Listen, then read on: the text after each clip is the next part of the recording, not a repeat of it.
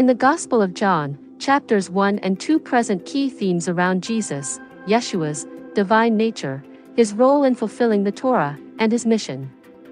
John 1 introduces the concept of the word, Greek, logos, equated with Jesus.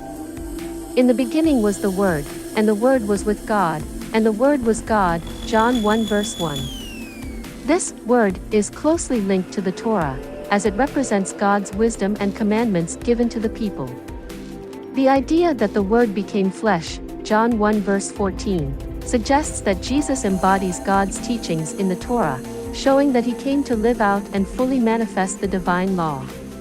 In the chapter, John the Baptist also testifies about Jesus, calling him the Lamb of God, symbolizing sacrifice and salvation within a Torah-based framework of atonement and covenant. Jesus then begins calling his disciples, emphasizing a relationship that fulfills the deeper meanings of the Torah.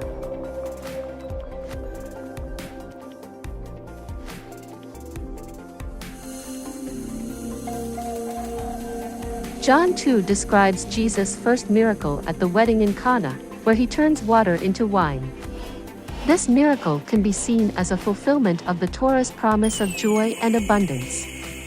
The Torah contains numerous references to feasting, celebration, and the symbolism of wine, particularly in prophecies about future blessings. In John 2, the miracle of turning water into wine takes on even deeper symbolism when we consider the vessels Jesus used. The water was stored in large ceremonial jars, typically used by priests or the Pharisees for ritual handwashing, part of a man-made tradition, not a commandment found in the Torah. This ritual was rooted in added laws meant to promote purity but often shifted the focus away from the Torah's intent, which emphasized internal purity and genuine devotion over external rituals. By transforming the water in these jars, Jesus was making a profound statement about replacing man-made traditions with a new, deeper understanding of faith and joy in God. Then, later in John 2, Jesus cleanses the temple, an act that parallels concerns we might have about some practices in today's churches. The temple had become a place of business where merchants sold animals for sacrifices, and money changers profited from pilgrims who came to worship.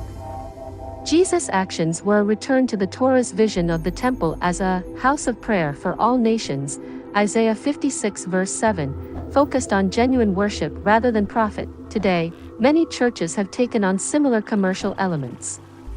It's not uncommon to see coffee shops, K-12 schools, bookstores, and sports teams that generate revenue. While these services may have some value, they can also risk distracting from the church's primary mission of spiritual growth and teaching.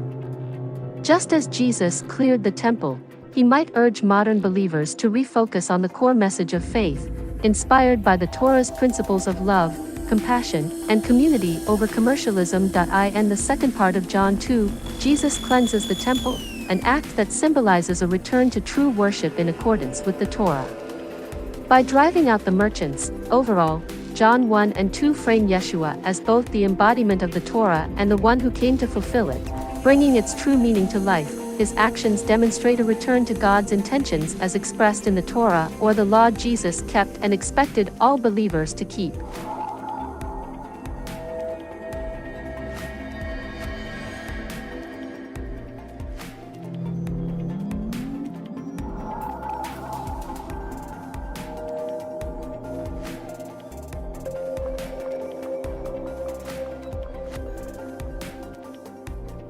In 3 John, the Apostle John writes a personal letter to a man named Gaius, praising his faithfulness and hospitality to fellow believers.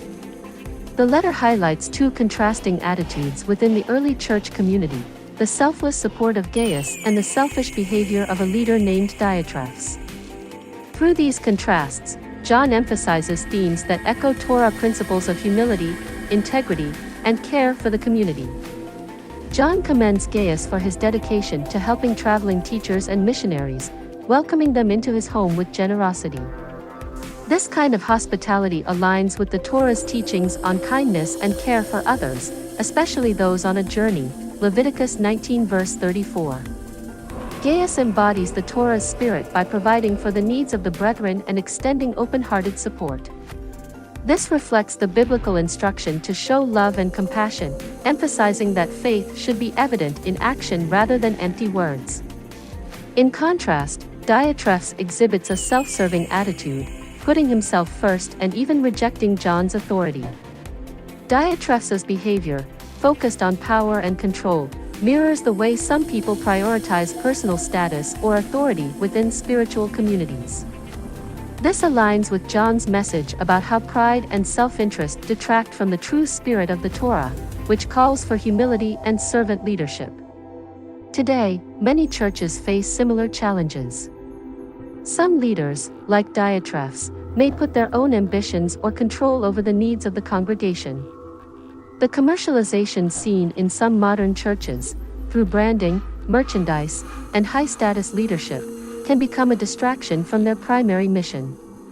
Just as John urged Gaius to focus on generosity and humility, believers are called to uphold the Torah's values, emphasizing community and faith over material or hierarchical gain.